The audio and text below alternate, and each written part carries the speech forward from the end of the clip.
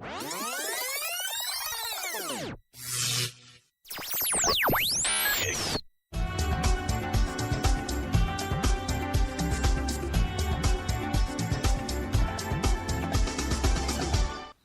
there, my name's Mel Ashworth and welcome to Coffee with the Councillor. I'd like to introduce Bob Bateman. Hello, welcome, Mel. Bob. Thank you. Hello. How are you? I'm fine, thank you. Good, good. Which party are you with, Bob? The Western-super-Mare Labour Party. The Labour Party, Yeah. OK. And which area do you represent? I represent the Western-super-Mare South, Yeah. which covers the Old Mixon, Bourneville, Carnation, the Potteries Estate and Addicott Road area. Right, OK. How long have you been a councillor? 12 years. 12 years, OK. So you've been voted in 3 lots of elections? That's right, yeah. Okay. Increased my majority each time. Very good, well done. What motivated you to get involved in local politics then? Well, the way the country was at the time, under the Conservative government at the time, I joined the Labour Party in 1993, I believe it was. Yes. I've always been interested in politics. Yeah. Since I left school, I went into engineering and was involved in the trade union movement. Oh, right. Virtually since I left school. Right. Which school did you go to? Well, I moved down here in 1966 when I was 10 years old. I went From where? From London. From London. I went to what is now called Hillside School in Whirl, and then the school up Spring Hill, which at the time was called the Whirl Secondary Modern School. St Martin's, as it is Yeah, now. that's right, yeah. Okay. Left school and went into engineering, and been doing engineering for most of my working life up until about the last 3 years, and I now work up Bristol Airport for Checker Cars taxi driver. So how did getting involved in the union influence you to get involved in local politics then? What bridged that gap? What bridged it? Well, as a trade union, as a shop steward, you're working with people. You're like a go-between between the people on the shop floor and management. And you see both sides of the coin. And it was mainly through the trade union movement I got involved in politics because I could see way things were going. People were being treated extremely unfairly at the time. This is when Thatcher was in power. power. Yes. I became unemployed 3 times while she was in.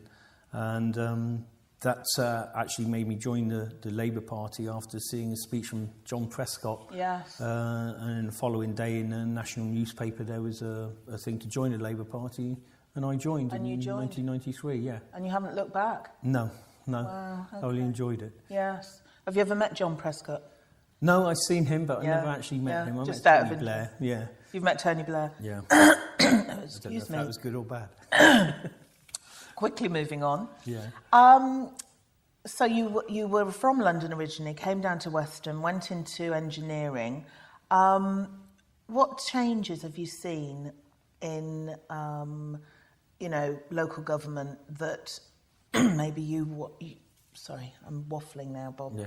What changes have you seen in local government in your term of being? In my term, well, when I first became elected, which I believe was 98, it had just changed over from Avon County Council to North Somerset County Council.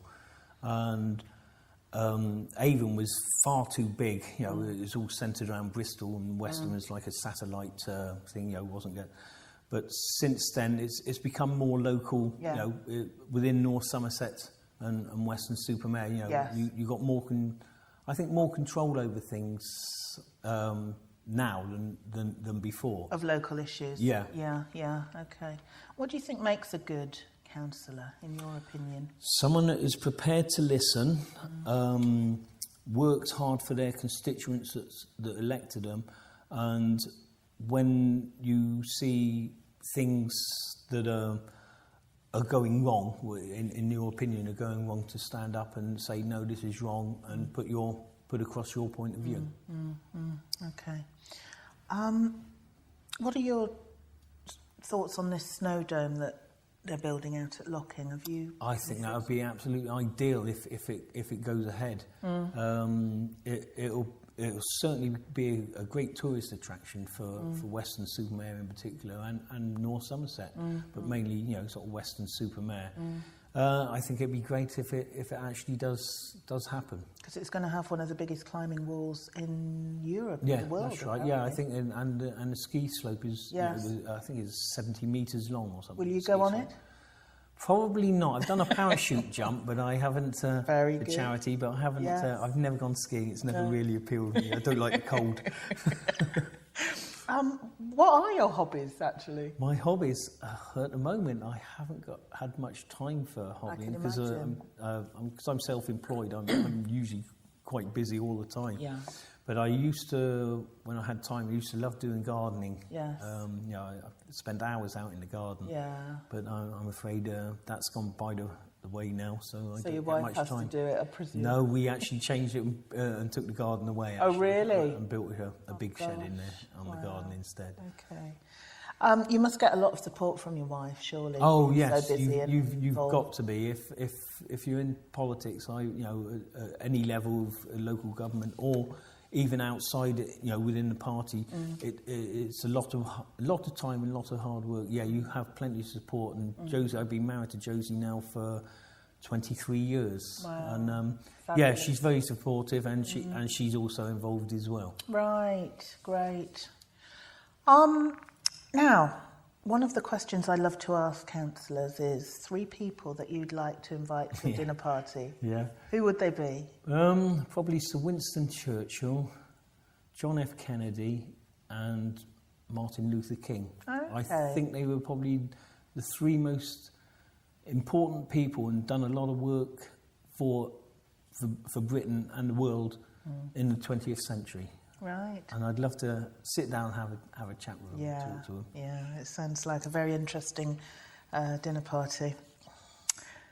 What can you say to young people in Weston, Bob, that are struggling? Because we all know, it's really hard for everyone. But it certainly is. And you've really got to feel for young people who, their future, that it's so uncertain, isn't it? That's right, yeah. I mean, so what can you say to inspire anyone who is watching? To inspire young people, yes, things are tough at the moment, and I do feel sorry for them, because they're our next generation. Absolutely. And they're the ones that are coming through. They're the future. Yes. And things have really got to be, money has got to be spent on the youth of this, not just in Weston-super-Mare, but in the UK.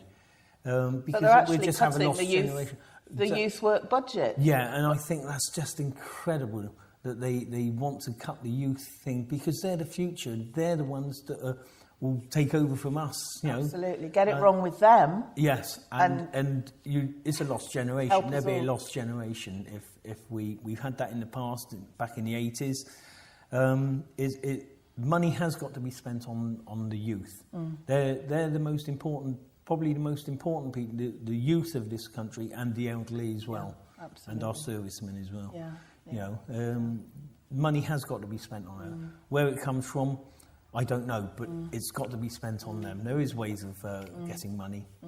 So what would you say, literally, what would you say to a young person watching today who's thinking, oh gosh, Yeah. How would you inspire them maybe to get involved in... Yes, get involved in politics.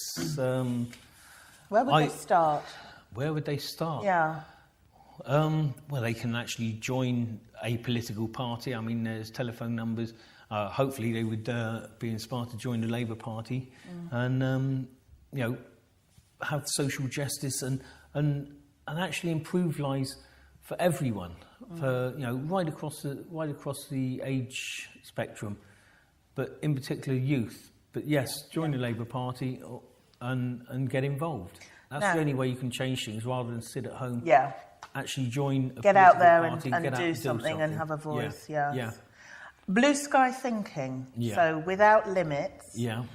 What, if anything, would you love to put in place in Weston for...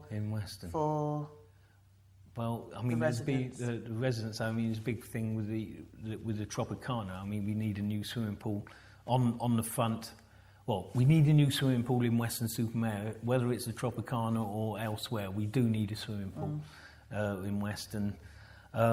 Something to improve everyone's lives, basically. I'm just trying. What would that be? I'm just trying to think.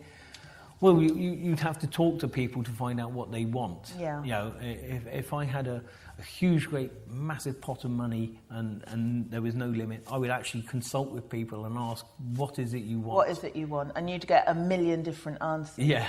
But you know what? The times are tough, and it's a known fact. It's proven that things like flower beds, which you could laugh and go, flower beds, but things that are beautiful, artwork, great music, all of that makes people actually feel happier. Yeah, that's right. And that's what people need, isn't it? Yeah, it is. Yeah, and I'm into music myself. What sort of music do you like? All sorts of music, apart from probably opera, but all sorts of music I like. When I get time, there's a local group that I go and see. Yeah, who's that? They're called Dirty Socket. Dirty Socket. No, they used to be called The Age, and actually the chap that's the lead guitarist in there, he lives opposite me. Yeah. And he used to be in a band many years ago, Edison Lighthouse. Yes. Love grows on where my rosemary goes. You quite often see him on Top of the Pops too, and it's quite good. Yeah. But it makes you feel better, doesn't it? That's right. Yeah. They are a really good group. Yeah. So maybe your blue sky thinking could be more live music. More live music, music festival, that would be nice. That sounds good to me. Something to rival Glastonbury. That sounds good to me. It's been a pleasure meeting you. Thank you so much for coming in. Thank you. And that's it from Coffee with a Councillor. Once again, thank you so much for tuning in, and join us next time. Thank you. Bye-bye.